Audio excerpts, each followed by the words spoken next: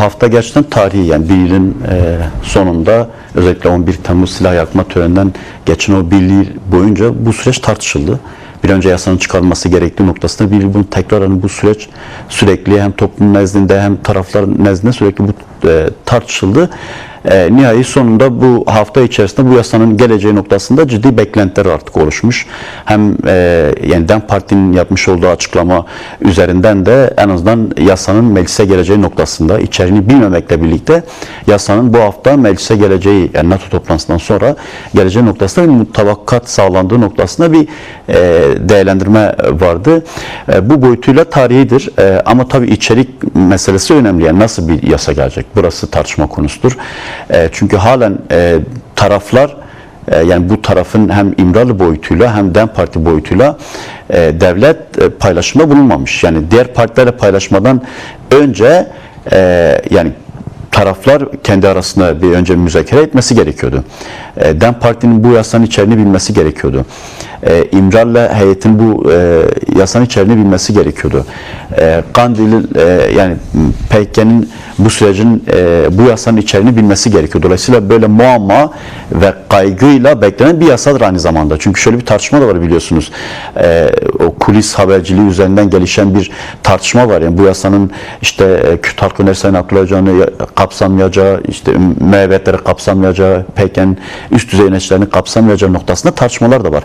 Dolayısıyla kaygıyla beklenen bir süreçti aynı zamanda bu hafta. Yani yasanın hem çözüm boyutuyla beklenen o yasanın çıkması, rahatlatan, artık devletin bu süreci tamamıyla resmi olarak kabul ettiği, bu noktada yaklaştığı bir yasa da olabilir. Ama bir diğer boyutuyla gerçekten şöyle bir yaklaşım da ortaya çıkabilir. Yasanın tıkatacağı, özellikle Kürt Halk Gönderi Sayın Abdülhamid'in statüsüne dönük tartışmanı ve beklentiyi aşmayacak, o beklentiyi karşılayacak bir yasanın çıkması durumunda farklı bir süreç de bizi bekliyor aynı zamanda. Dolayısıyla bu yasanın bir an önce paylaşılması gerekiyor. Yani tarafların en azından DEM Parti resmi boyutta bu yasanın içeriğine dönük, topluma dönük bir açıklama yapması gerekiyor gelmeden önce. Bunu çok yapamıyor çünkü yasa daha paylaşılmamış. Dolayısıyla yani AK Parti hükümetinin topu kendi sahasına çeviren, kendisiyle sınırlı tutan, taraflarla paylaşmayan bu yaklaşımı sorunludur. Yani kaygı verici bir yaklaşımdır.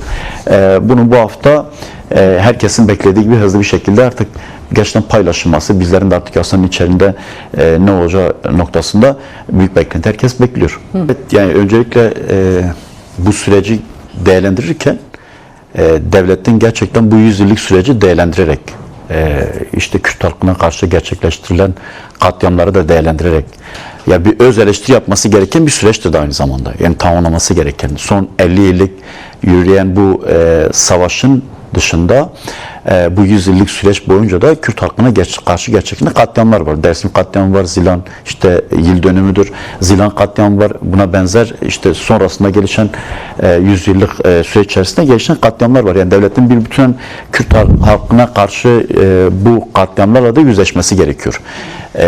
Dolayısıyla sadece mevcut durumda işte yasal çerçevelerle bu süreç tamamlanmayacak. Bunları da gören bir yerde olması gerekiyor. Çünkü şöyle bir gerçeklik ve sürekli yani suçlanan taraf sanki Kürtlerdir, örgüttür yaklaşım üzerine giden bir süreç var. Ama devletin de bazen hani masaya yatırmak gerekiyor ya, kime neler yaptığı. Sürekli terörize eden bir yaklaşım var ama devletin de kendi yaptıklarını görmesi gerekiyor. Yapmış olduğu katliamlardır, işte bu 50 yıllık savaş içerisinde yaşanan hak ihlalleri, Kürt halkına karşı geliştirilen o savaş politikalardır, köy boşaltmalardır, faili meçhullerdir. Bunların hepsiyle yüzleşmesi gerekiyor. Zilan katliamı bunlardan biridir. Bunlarla gerçekten devletin yüzleşmesi gerekiyor. Bir diğeri işte 14 Temmuz'dan bahsettiniz. 14 Temmuz büyük ölüm orucu direnişi bir mirastır. Bu sadece yani PKK açısından bir miras değil, yani Kürt halkı açısından, Kürt siyasi hareketi aslında da büyük bir mirastır. Özellikle Kemal Pir öncülüğünde gelişen o büyük ölüm orucunun Karadeniz'den biliyorsunuz, yani Karadeniz'de bir yani PKK'nın ilk kurucularından biridir. Aslında mirası şu an DEM Parti içerisinde DEM Parti fikriyatı üzerinden yürütüldüğünü söyleyebiliriz. Yani Kürt halkının ya bu sürecin aslında işte bu entegrasyon süreci mevcut bu sürecin bütün Türkiye halklarını kapsadığı bu süreçte Kemal Pir oynamış olduğu rol, Kürtlerle Türkiye halklarının, Karadeniz halklarının, Lazların bu topraklarda birlikte yaşamın aslında en büyük iradesi, en büyük mirası Kemal Pir'in kendisidir bu anlamda. Dolayısıyla mirasına sahip çıkma bu anlamda önemli, değerli. Bununla birlikte de işte zindanlardaki bu hak ihlalleri ta 1980'den bugünlere kadar yaşanan hak ihlallerine bir an önce bu süreçle birlikte ortadan kalkması gerekiyor. İşte tam bu süreçte bu yasal düzenlemede kimleri kapsayıp kimleri kapsamayacağı meselesini buradan ortadan kaldırmak gerekiyor. Bunu işte Doğan Hoca da belirtti. Hiç kimse bunu kabul etmez. Özellikle pişmanlık yasalarıyla ya da farklı yaklaşımlarla ya da işte eyleme bulaşmış ve bulaşmayanlar noktasında pişmanlık yasası gibi bunun hem örgüt içerisinde hiç kimsenin kabul görmeyeceğini hem Kürt siyasal hareketi aslında Kürt siyasal hareketinde siyaset yapıp bugün zindanlarda bulunan hiç kimsenin bunu kabul etmeyeceğini, hiç kimsenin buna tenezzül etmeyeceğini görmek gerekiyor. Aslında bunu görülen bir yerdedir de pratikleriyle işte ortaya koymuş oldukları duruşlarıyla milletvekilleri var içerisinde milletvekili yapan, belediye başkanlığı yapan, Kürt Özgürlük Hareketi, Kürt siyasal hareketi boyutuyla sembol isimleri olup 10 yıllardır cezaevinde olan insanlar ve bu konuda tenezzül etmemişler. Dolayısıyla bu yasalarla Kürt halkına karşı böyle onur kırıcı yaklaşımları hiç kimse kabul etmiş. Kimse bu yaklaşımları ne tenezzül eder ne de kabul eder. Şöyle bir yasayı çıkarıldığı zaman hiçbir PKK'li, hiçbir PKK militanı işte bu yasal düzenleme var, ben bu kapsama giriyorum, giderim, diğerleri kalır noktasında tek bir kişi kabul etmeyecektir. Cezaevleri de buna dönüktür ve en önemlisi de yani tartışıldı. Mevcut durumda Kürt Halk Önderi Sayın Abdullah Öcalan'ın statüsüdür. Yani buradan bir değişiklik, buradan bir yaklaşım olmadığı sürece hiçbir ilerlemenin olmayacağını da gerçekten görmek gerekiyor. Yani 45 gündür böyle bir süreçte görüşme yapılmamış olması ciddi kaygı verici bir durumdur. Yani bunun üzerine nasıl güvenelim, nasıl bir yasanın çıkacağı aslında işaretli de aynı zamanda. Hem toplumun bu anlamda çok ciddi bir beklentisi, ciddi bir tepkisi var. Hem de yani hareketin de yani yapılan son açıklamada da bu ciddi bir yaklaşım sorunudur. Yani bu sürece yaklaşım sorunudur. Dolayısıyla bir an önce yani şeyi hatırlarsınız, bir önceki süreçte her hafta avukat görüşmesi yapılırdı. Kürt Halk Önderi Sayın Abdullah Öcalan her hafta avukatlarla görüşme ve kamuoyuna açıklamalar yapılırdı. Ama böylesi bir süreçte, böylesi ciddi bir süreçte, böylesi bir mesafe kat edilen, düşünülen ya da en azından o kararlılık ortaya konulan devlet tarafından, hükümet tarafından sözde ama pratikte Kürt Halk Önderi Sayın Abdullah Öcalan üzerine bu tecridin yürümüş olması ciddi anlamda sorun. Aslında kıyamette kopması gereken yerdir de. Dolayısıyla bunu da gören bir yerde olmamız gerekiyor.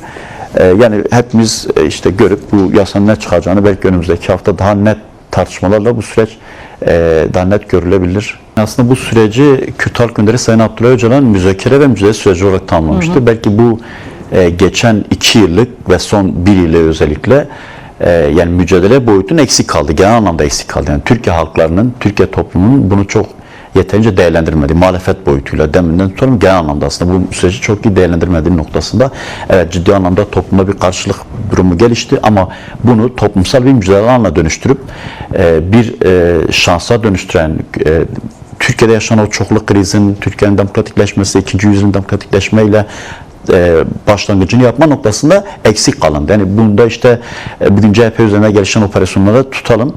Genel anlamda Türkiye Sosyalist Hareketi'nin bu sürece dahiliyetine kadar eksik kalındı. Yani mücadele boyutu eksik kalındı. Müzakere boyutu çok güçlü, çok iyi yürütüldü özellikle Kürt Halk Önderi Sayın Abdullah Öcalan tarafından ama Kürt Halk Önderi Sayın Abdullah Öcalan'ın bu süreci o müzakere sürecinin daha güçlü yürütebilmesi noktasında elini güçlendirmesi boyutuyla eksik kalındı. Yani mücadele boyutu çok eksik kalındı. Belki önümüzdeki süreci mücadele boyutunun ki elzemdir. Yani bu sadece bu yasayla bu sorun çözülmeyecektir. Bu yasa başlangıç açısından sorunu kabul görme ve çözme noktasında bir başlangıçtır ama sorunu çözmeyecektir. Dolayısıyla müzakere süreci devam ederken mücadele ayağının çok güçlü olması gerekiyor. Hem Kürtler boyutuyla hem Türkiye halkları boyutuyla bu sürecin güçlü olması gerekiyor. Bu sorunda Türkiye'de şu an sorun yaşayanlar başta Kürtler, Aleviler inanç boyutuyla diğer halklar özellikle Türkiye Sosyalist Hareketi, kadınlar, gençler, işçi sınıfı çok ciddi anlamda sorunlar yaşıyor. Bu anlamda herkesin bu sürece gerçekten dahil olmasıyla Türkiye'nin 2. yüzyılını hep birlikte inşa ederek belki önümüzdeki geleceği birlikte daha güzel, daha refah özgürlükler, demokrasi içerisinde birlikte yaşamı barışla taşlandırarak yaşamı inşa edebileceğimizi görebiliriz.